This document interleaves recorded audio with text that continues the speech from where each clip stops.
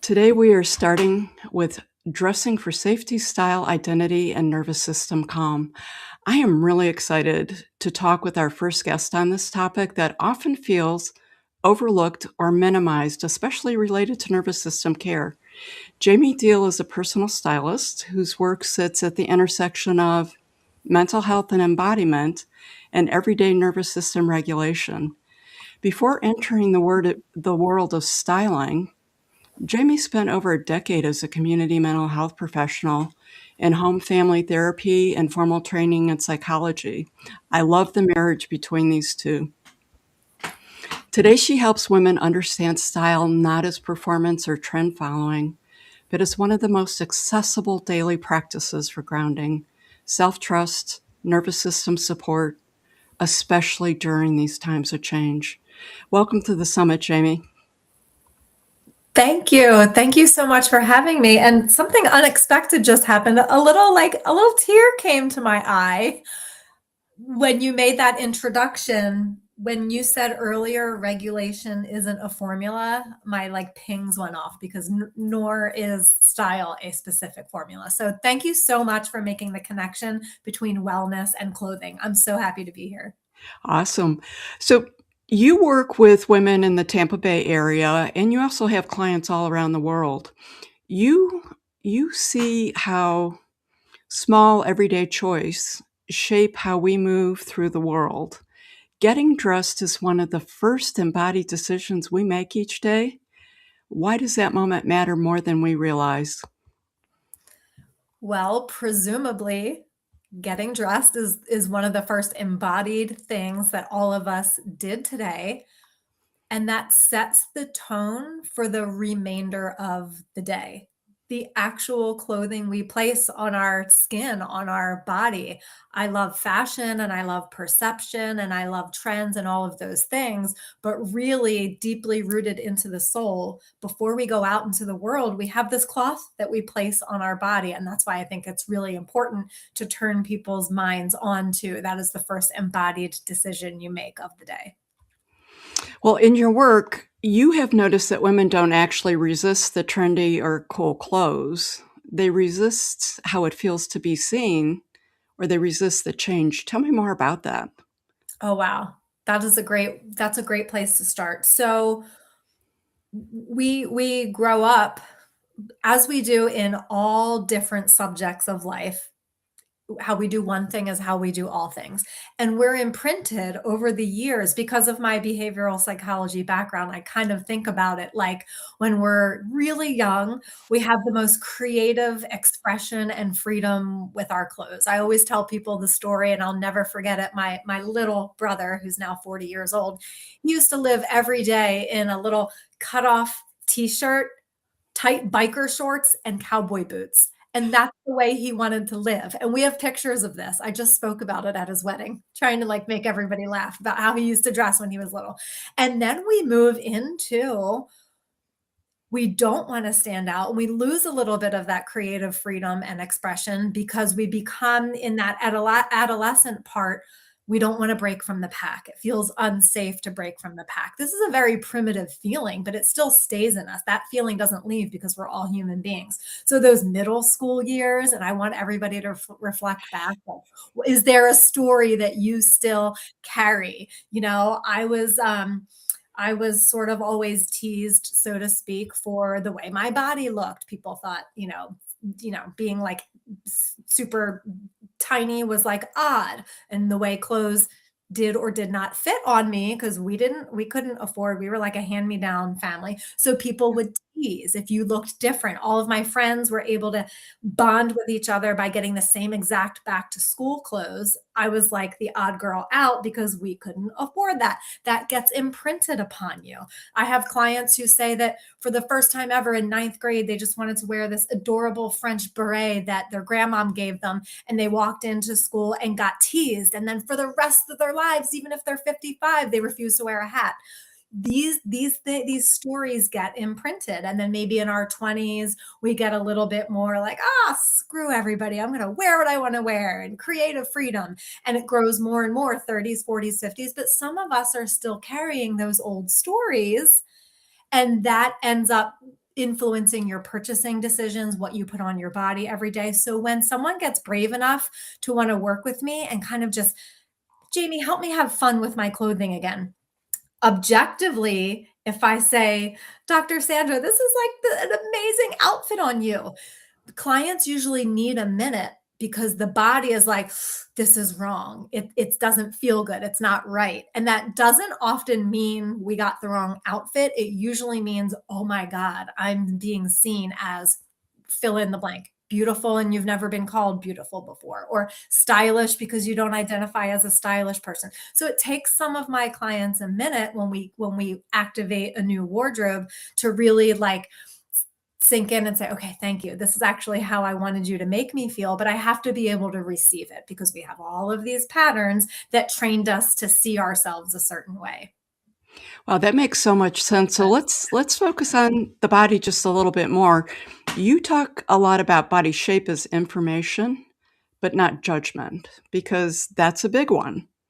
Why that distinction is so important, especially for women who have spent years feeling at odds with their body.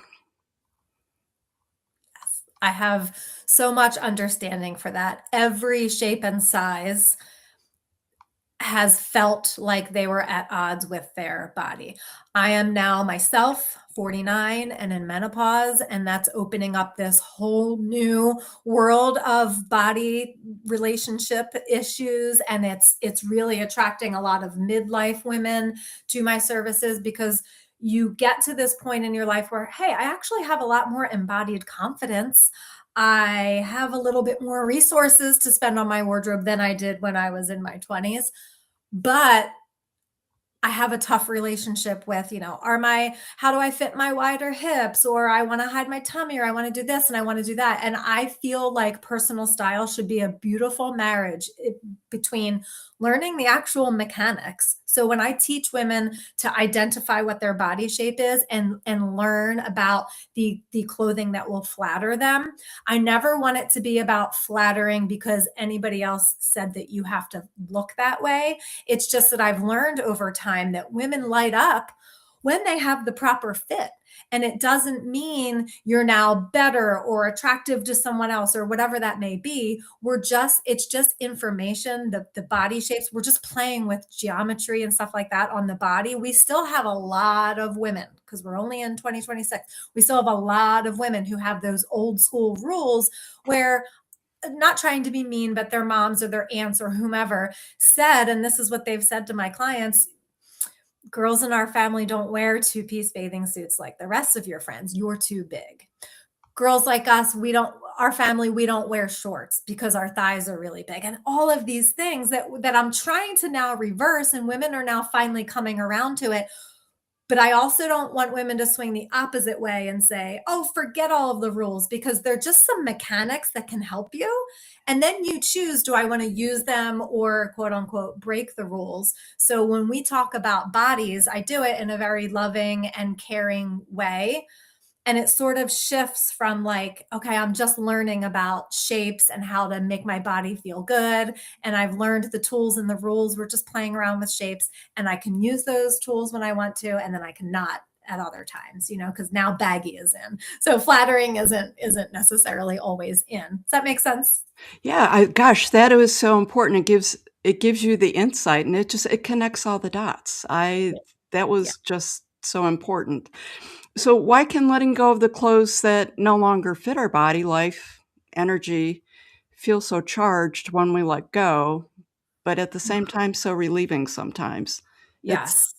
Mm, because stories are attached. okay. Stories are attached, it could be as simple as, I just can't get rid of this blazer. And when I talk about, okay, let's talk about why. Sometimes it's just guilt for, well, I spent so much money on that. I should be wearing it. Sometimes it's just as simple as that. And other times it's like, well, this is the blazer I wore when I went on a first date with my husband, and now we're divorced, and it's an old memory. And so there are positive stories and there are negative stories. Or Right. my grandma passed down this dress. I feel terrible getting rid of it. But I love to talk to women when they have those stories. Let's talk about the energy of keeping it hanging there and getting in your way versus a release, just a happy release to the universe. And I have found that when we're working with the clothes in the closet, whether we're deciding to keep or get rid of, it's the mechanics. So keeping should make me feel good, and I know how to style this, and this should be clean and not have holes, and it should represent me and how I want to be represented out in the world.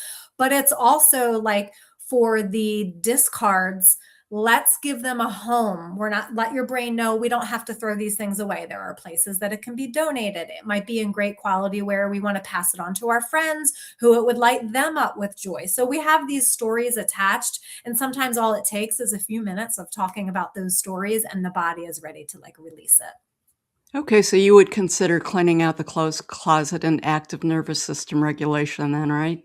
Yes. Absolutely. Yes, in the way that a lot of your beautiful speakers who are here throughout the summit talk with energy, my perspective is that it's the energy, but then we get to make the tangible part come with it too. We actually get to touch the things. We're not just releasing from the mind. It's like the marriage of two, which is the thing that lights me up between the tangible and the spirit, and like, physically letting them go, but mentally letting them go. And that's very tangible. That's what the summit's about. So you had mentioned, that you're going through this menopause phase of life. Mm. Many women, especially as they age, we take on more responsibility and we tend to become less playful a lot of times because there's just a lot going on. Have our careers and all of that. How does style become a pathway back to creativity and joy instead of just adding more work? Oh, I Shifting love that that. narrative. Yes, that's one of my favorite parts. We lose like the joy and the creativity and the fun expression. And generally speaking, when you reach, midlife, it's very likely that if you've had children, they're old enough now that they need you less and less. So suddenly the space is open, even though we're busy, suddenly the space is open to like think about yourself a little bit more. And I would want women to focus on the fact that, even if the closet isn't a huge source of stress for you, it's not for every woman. Some people are ready to get creative and play. But I would just say making the space for it is, it makes shopping decisions easier. It makes packing for trips easier. It makes making a work wardrobe easier, a weekend fun. Focusing on that area of wellness is the same as allowing time for, meditation or spiritual healing or therapy, to activate, because like we said at the top, getting dressed is one of the most embodied decisions you make all day. It brings joy back to midlife if you kind of feel like you lost that creativity, or, who am I? Midlife isn't necessarily a struggle for anybody. I don't mean to paint it that way. I talk to lots of women who are feeling like, let's go. The kids need me less. My career is flowing nice and smooth. I just kind of want to figure out who I am now. And I choose not to, what I'm kind of studying is do what maybe some of the generations did before us, which is surrender to like that fade away that typically happens in the 40s and the 50s, that feeling of becoming like invisible and everyone's obsessed with youth. There are a lot of women out there who are like, nope, I'm going to do midlife differently than my mom did. And Yep. the easiest way to figure that out is through personal style, the clothes you wear. Oh, I I hope love I it. I'm answered right your there. question, because I felt like a little bit of spirit coming in there. So I hope that answered the original question. No, no, absolutely. Like, I just think it's a new phase of life that has been really very super exciting for me. So that all makes sense. I'm And, happy to hear that. I feel both sides of it. So I love how you explain that. So when you're working with people and say they're downsizing and purging a little bit, what have you noticed shifting when they have less decision fatigue? I don't know if that's the way to put it with their wardrobe. Is there more calm from simplifying things around them? Absolutely, absolutely. And then less decision fatigue, that almost connects me. That closed the loop in my mind. I feel like that helps the last question be fully answered.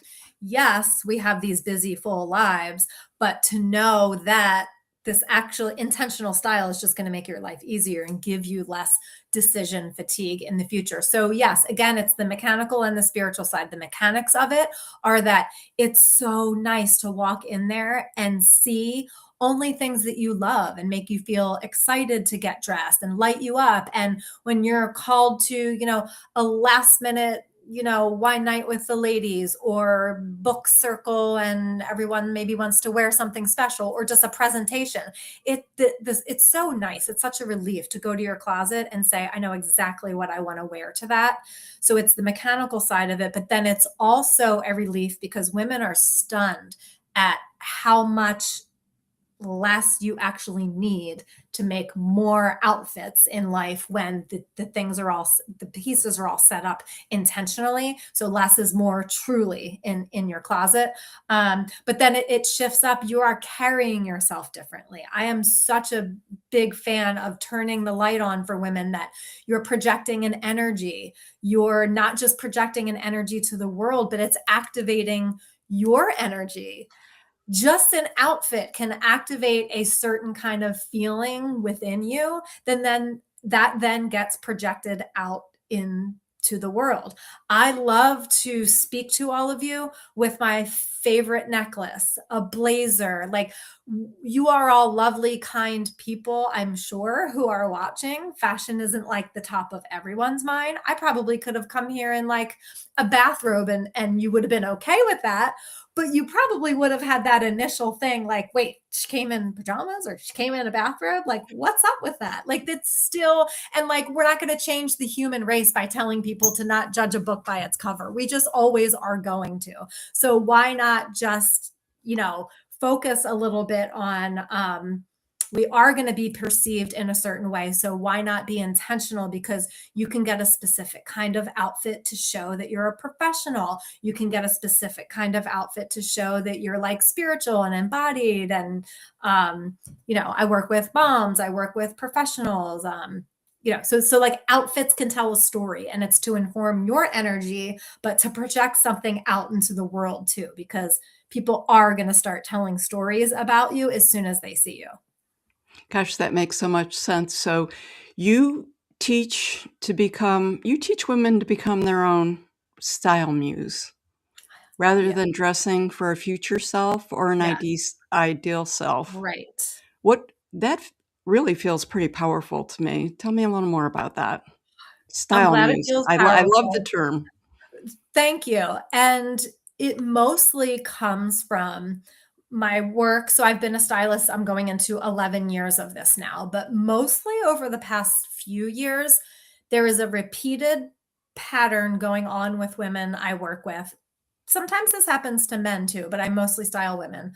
And they're mostly, they have different characteristics when it comes to revamping their style, but let's just stick with women for a moment. We have so much access to information. We have so much more information about everything, more than our moms and our grandmoms. And that was supposed to be a good thing. And now what it's doing to the closet is that women are falling back into that comparison syndrome, and they're watching influencers who, zero shade because sometimes they're helpful to my business, but that's like, we're looking at these social media feeds that it's like, get these boots, no, 2 months later they're out, get this, get that. And I started to see women, strong, confident, powerful women in other areas of their life, start to become a total mess when it comes to style. Almost like a style mess was what I call it. So like, from style mess to style muse, why are you, as a confident, embodied, loving woman, letting all these outside influences tell you what your personal style should be? Another outside influence is all of those stories from day one that I told you about earlier. So all of this comes in our mind, and it influences the clothes we wear, what influencers say to do, from when your uncle made fun of your cut up jeans, and the stories that happen, all of those stories. And now influencers, and we're copying off of influencers without checking into our own brain. All of a sudden I said, we need to stop. Become your own style muse. agency, sovereignty, making your own choices. If I teach you the quote unquote traditional fashion rules of how to dress for your body shape, it's because I want you to feel more empowered to make your own decisions. It doesn't mean that you have to then be sexy or flattered to show the world. It's I want you to have all the tools, but become your own style muse. So fashion, working in fashion for me is not just shopping with women. It's not just getting in their closets. It's returning agency to them. And Style Muse has sprouted in me over the past several months for a persona that anyone listening can kind of latch onto. Like one of the best takeaways you could take is just after today, let everything land. Am I being my own style muse, or am I living from other people's rules and stories? That is so important. You know what? I could talk to you literally for an hour. I have so many more questions, I and our agree. time is I almost know. up. We just have a few minutes. So, as we're winding down, last question. If someone's listening today and they feel disconnected from their closet, from themselves, what's one small embodied shift they could make that would support more ease for them just right now? Figure out what it is in your closet that you already own. The best outfit you have, even if it's something you feel like you wear on repeat. And I want you to, if you can, maybe just look in the mirror and say, like, I am safe. I am beautiful. I am my own style muse. But then also ask, what is it about this one outfit I love the most and I wear it on repeat? So I gave you the spiritual part. Here's the mechanical part. What is it? Is it that you love the color purple? Is it love that you love wearing florals? Is it that you love being this, like, my outfit's a little bit rocker chic, but it's also professional? Like, try to look at the clues in your favorite pieces and become your own style muse and realize your closet should be full of more of that and less of the stuff that drags you down. Perfect. Thank you, Jamie. You have brought such a Welcome. Thank grounded, you. thoughtful perspective to this conversation. I appreciate the way you've shown that style isn't performance or perfection, but it's about creating more ease, safety, and presence in everyday life. I have to tell you, this was just a perfect start off to day one. I just Great. awesome. So Great. to learn more about Jamie and her work, you can go to her website, jamiedealstyle.com, and that is Jamie Deal, DIEHL style.com. Thanks Yes. again, Jamie. You are awesome. Thank you.